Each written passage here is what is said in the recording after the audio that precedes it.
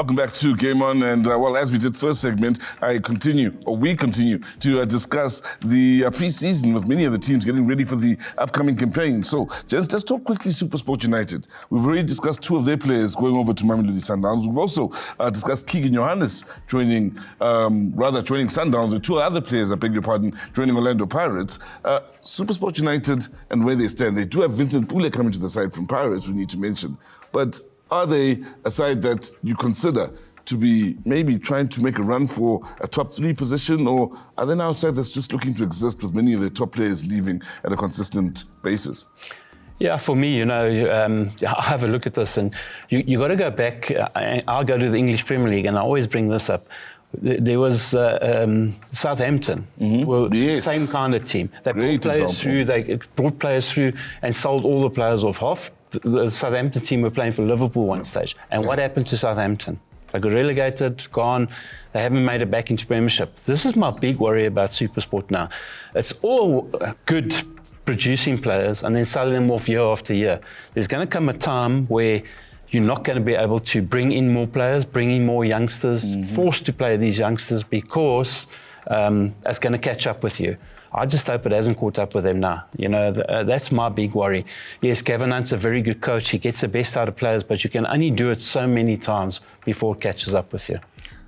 But for me, I just want to look at it this way to say, most of the time, if players goes to bigger clubs and then they don't make it good, they always come back. It happened with the captain, Basera from Kaizer Chiefs. He went back to Supersport. It happened again with the defender from Tyson. It's. Well, he went back to Gavin Hunt, so to speak. Yeah, I see what you mean, yeah. And then Lipasa from Orlando Pirates, the striker. Kabuza from Orlando Pirates, the striker. Now it's Vincent Pule back to them. Hence, they've got a lot of youngsters that they give to those teams. So I want to know what kind of a team is Supersport. Because they take all the rejects from bigger clubs, house them, and also produce youngsters that, for me, it's more like the Evil, Mandasbachi, like. When you look at players like Tyson coming back to add experience, Pule coming back to work with Gavin Hunt again, they work together at Bidvest to add experience to a young Supersport squad. Aren't those the type of players you would want, though, with that sort of experience, to add experience? I agree with you, but you must remember what happened last season when those players were injured. We went through a bad patch, Supersport. Are they a top 4 team for this year? I don't think so.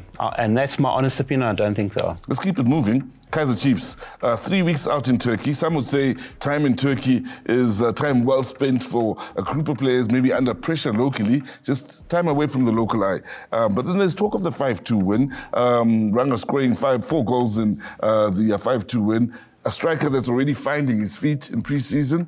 Is it good for Kaizer Chiefs to have been away from the pressure in pre-season and already to have a man who's finding his feet and finding the back of the net? Best thing for them that's happened. I mean, to go away and get away from the prior nights, to get away from the supporters, to get away from all the politics in South Africa. Best to get away. The big problem is coming back. They're going to have to hit the ground running. They're going to have to start winning games straight away. Chief supporters will not tolerate another season where they're not getting results. He's going to have to do it from day one, and that's going to be the big pressure. He's a good coach. Yeah. He knows his game. He's got players. He's got everything. They're bringing in players. He's going to have to hit the ground running. He's going to have to be successful from day one. Otherwise, we know it's going to happen. Let me throw a spanner in the works then to you, Jerry. When you look at the players that have left, Dolly, experienced senior player, one could argue, Asitebe, again, another with experience in the PSL, Ngobo, and Tanti, international experience, plenty of experience in a winner in the local scene. Can't you argue some of those players could have been used as just experience in the change room? Same thing we're saying about Gavin Hunt and his Supersport United side. I think maybe the mentality of the new coach is different from us, how we look at things as South Africans. So for him maybe to release those players is because he has seen that he cannot utilize them. Yes, it can hamper some of the youngsters in terms of the experience that is next to them so that they can learn from these senior players. But if they all going, you know what happened with the Dove and the youngster from the left back that was roped in. They got injured there. Yeah. Are they going to come back into the team after they've healed? We don't know. But let's see what's going to happen tomorrow in their game against the Young FC in the Toyota Cup. It's where supporters will see what is happening, and that's where the pressure will be off, or it will be more pressure from the result that they need to get tomorrow. I'm glad you mentioned the younger game. Younger Africans or young Africans from Tanzania. Had the pleasure of watching them against Augsburg. In fact, calling that game against Augsburg. Lost narrowly 2-1, but good game of football. A good footballing side will be a good test for Kaizer Chiefs, like you do say. But then Augsburg now playing against TS Galaxy, another side where, well, question marks as to their future from a leadership perspective, from a coaching point of view. But a side that's looked to go about it the right way in preparing for the upcoming season. Yeah, but TS Galaxy is another Supersport. That's the big problem, is they bring players through and then they sell them off. It's a selling club. It can only happen for so long until you get caught, until something happens, until you realize you made a big mistake. And for me, you know what, you can't be doing it year in, year out.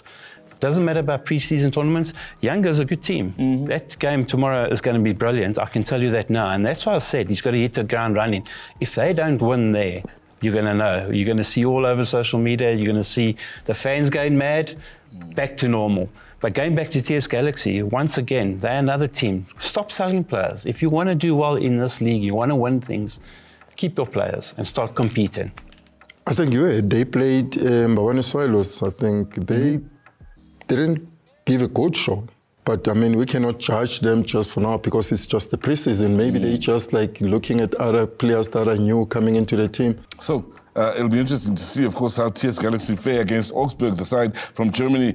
Playing outside of Germany in preseason for the first time. It's a tour for them, a first outside of Europe. And as far as Young and Kaizer Chiefs, if Young do walk away with the win, I think let's just all keep our cool and remember it's still preseason. We continue with game one on the other side of this. We talk about the Jerry Skhosana Cup.